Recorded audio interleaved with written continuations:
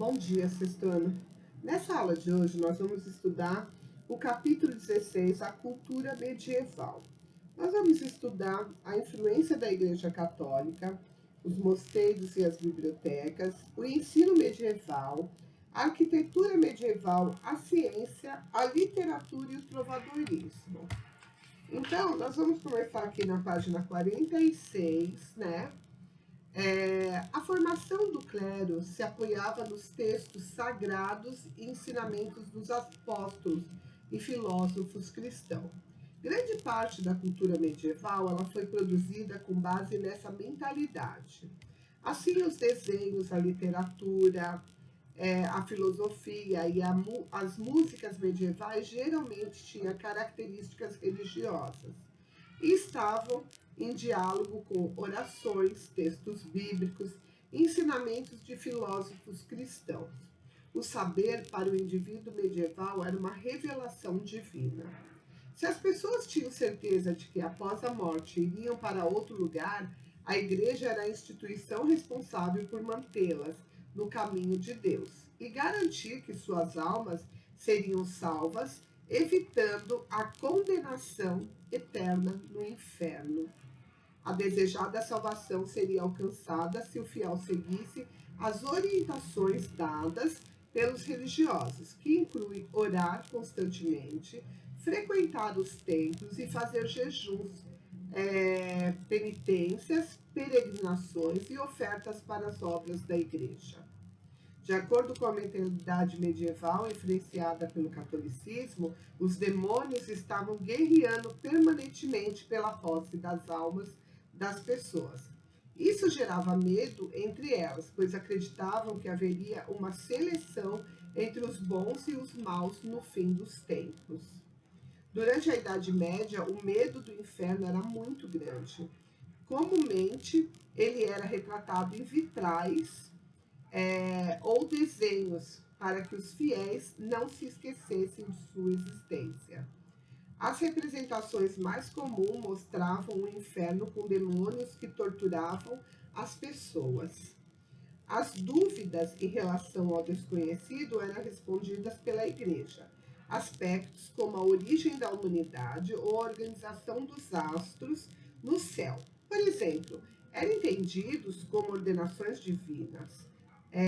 Aqui do George Duby estavam persuadidos de que a Terra era o centro do universo e que Deus tinha criado apenas um homem e uma mulher, Adão e Eva, e seus descendentes. Não imaginavam que existissem outros espaços habitados. O que viam no céu, o movimento regular dos astros, era a imagem do que havia de mais próximo do plano divino de organização. A presença da igreja na vida dos indivíduos não se resumia às missas, às confissões e à cobrança de impostos. A igreja auxiliava as pessoas a aceitar o mundo do qual vivia e fornecia orientação para que todos se sentissem acolhidos por Deus. Aqui vocês têm um exercício na página 47, interpretando documentos. Na página 48, mosteiros e bibliotecas. A igreja ela foi responsável por grande parte da preservação da cultura greco-romana. Os antigos manuscritos gregos e latinos eram copiados por monges e guardados em seus mosteiros, abadias e bibliotecas. Muitos desses materiais eram usados nas escolas fundadas pela igreja, que tinha como objetivo formar clérigos e atender às necessidades dos cultos. Os membros do clero eram divididos entre o clero secular, que participava da administração da igreja e da vida das paróquias, e o clero regular, formado por religiosos que viviam sob a disciplina de uma regra religiosa. Estes abandonavam o mundo, passando a viver em mosteiros e abadias.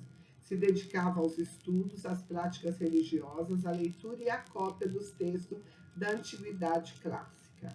Os mosteiros normalmente ficavam em locais isolados, no alto das montanhas, ou em lugares retirados das partes povoadas das vilas. Para que os monges pudessem se dedicar a uma vida de silêncio, voltada à contemplação e às orações. A vida dos mosteiros medievais era baseada em uma constante rotina. Eram as chamadas regras monásticas, que todo monge ou monja deveria seguir. Em cada mosteiro vigorava um tipo de regra, de acordo com o fundador da ordem, ou seja, do estilo da vida religiosa que se buscava. Além de serem a casa vitalícia dos religiosos e das religiosas, que optava por uma vida monástica, os mosteiros eram lugares de produção, reprodução e conservação dos saberes. Os monges procuravam armazenar diversos conhecimentos da antiguidade. Para isso, copiaram e guardaram inúmeros documentos nos mosteiros e criaram uma ordenação para os saberes, dando forma à cultura medieval. Além disso, tinha um papel ativo na formação da liturgia das igrejas. Desse modo, os sermões que eram lidos nas missas refletiam as reflexões e os estudos realizados no mosteiro, proporcionando a difusão de saberes. Aqui vocês têm a foto de um dos mosteiros construído durante a Idade Média, o Mosteiro de Montserrat. Foi parcialmente destruído em períodos de guerra. Em 1940, ele foi reconstruído. Percebam vocês que eles ficam em lugares de difícil acesso. Era realmente para que eles ficassem totalmente isolados. Os documentos produzidos como fruto do trabalho dos monges foram catalogados em grandes bibliotecas de acesso restrito.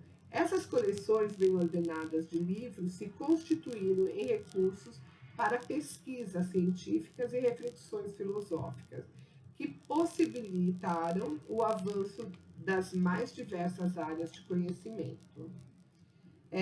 Em muitas regiões do continente, os monges eram a única classe letrada. Mesmo os membros da nobreza eram, em geral, analfabetos. Portanto, os monges formaram uma elite intelectual na Idade Média, não só no campo religioso, mas em todas as áreas científicas conhecidas no período, como a astronomia, a matemática e a lógica. Os reinos recorriam frequentemente a esses homens para a administração dos seus governos. O poder dos mosteiros, nesse sentido, era enorme. Aqui vocês têm interpretando o documento, é uma resposta pessoal, tá, turma? Página 51. Ensino medieval. As escolas medievais surgiram no entorno das catedrais, escolas catedralísticas, e dentro dos mosteiros, escolas monásticas. Os objetivos da educação promovida era muito específico: ler salmos e orações e escrever poemas e preces para Deus e para os santos. Tanto nas escolas catedralísticas como nas monásticas, ofereciam-se cursos que tinham como fundamento o ensino do latim, língua utilizada pela Igreja Católica. Os primeiros alunos eram pessoas que ansiavam por uma vida religiosa. Com o tempo, integrantes da nobreza que não tinha esse propósito também passaram a procurar uma formação educacional. As escolas leigas não religiosas foram fundadas na Baixa Idade Média, em razão das transformações ocasionadas pela ampliação do comércio e pelo crescimento das cidades, fatos que tornaram a busca pelo conhecimento uma necessidade. A universidade surgiu no século XII, como uma corporação de ofício. Nela havia regulamentos internos por meio dos quais se defendiam o produto dessa instituição, o ensino inicialmente. As universidades elas funcionavam dentro das igrejas, em razão da disponibilidade de espaços nessas edificações. O professor era geralmente um filósofo ou um religioso. O pensamento filosófico medieval era elaborado com base em pensadores cristãos, como Santo Agostinho, na Alta Idade Média, e São Tomás de Aquino, na Baixa Idade Média. Buscava-se conciliar elementos da filosofia clássica grega, principalmente de Platão e de Aristóteles, com os princípios da doutrina cristã. Contudo, durante o século XIII, as universidades europeias sofreram grandes influências de pensadores muçulmanos, como Averroes e Avicena, cujos estudos tinham como base a filosofia. Os alunos, eles entravam na universidade por volta dos 14 anos, e as etapas que compreendiam o trivium e o quadrivium tinham duração variada, dependendo do rendimento escolar de cada um. Em média, cursavam 8 anos. Em seguida, os estudantes se preparavam para exercer um ofício ou se especializavam nas áreas de teologia, medicina ou direito. A igreja ela era responsável pela educação dos filhos dos nobres, que muitas vezes os entregavam ainda crianças aos mosteiros, onde eram alfabetizados e instruídos em filosofia, medicina, direito e teologia. Esses meninos, com apurada formação, eram encaminhados geralmente para cargos de destaque dentro da hierarquia da igreja e no futuro podiam se tornar, por exemplo, bispos, cardeais e até papas. Aqui tem uma pesquisa, né, para vocês fazerem. E depois vem a arquitetura medieval. Entre os séculos XI e XIII, predominou a Europa um estilo de construção e de arte chamado romântico. Eram edificações austeras e robustas, também utilizadas como proteção contra invasões. Representavam ainda a ideia de isolamento do mundo exterior, associada à intenção de assegurar ao fiel um ambiente silencioso para poder conversar com Deus. As igrejas românicas eram ornamentadas com representações que se aproximavam do elemento presente na vida dos camponeses, como esculturas de animais ou desenhos de cenas do cotidiano. A partir do século XIII, no meio urbano, um novo estilo arquitetônico se desenvolveu, o gótico. Muitas altas, as construções góticas se destacavam pela presença da luz no interior, difundida através dos vitrais. Aqui nós temos o estilo romântico, né, que sobressaiu na alta Idade Média, deriva da arquitetura romana e tem como características principais arcos, paredes baixas e grossas, pesadas pilastras de sustentação, janelas pequenas, interior pouco iluminado. O gótico, fortemente representado na Baixa Idade Média, foi o estilo da arquitetura favorito na construção das catedrais a partir do século XIII e apresenta como características principais linhas verticais, paredes finas, abóbadas nervuradas, arcos ogivais, rica decoração esculpida na fachada exterior e um grande número de vitrais coloridos, produzindo ampla iluminação no interior das construções.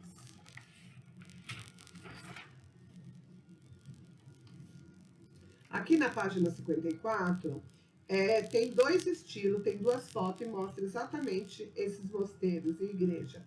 Aqui a primeira foto é o estilo romântico, que é uma foto na Alemanha, e aqui Notre Dame, em Paris, estilo gótico. Os dois estilos é muito bonito de arquitetura, gente. Para o homem medieval, mosaicos, painéis, vitrais, relevos e outras composições observadas em igrejas e catedrais tinha principalmente um papel didático. As representações registradas nessas estruturas facilitavam a compreensão das mensagens religiosas por parte daqueles que não sabiam ler e escrever. Aqui vocês têm organizando a história, né? Que é para vocês lerem. Aí aqui fala sobre a ciência. Dê uma lida nessa parte da 54 e a 55. E na próxima semana a gente volta na página 56, ok? Para terminar o capítulo. Tchau, pessoal. Fiquem com Deus. Bom estudo.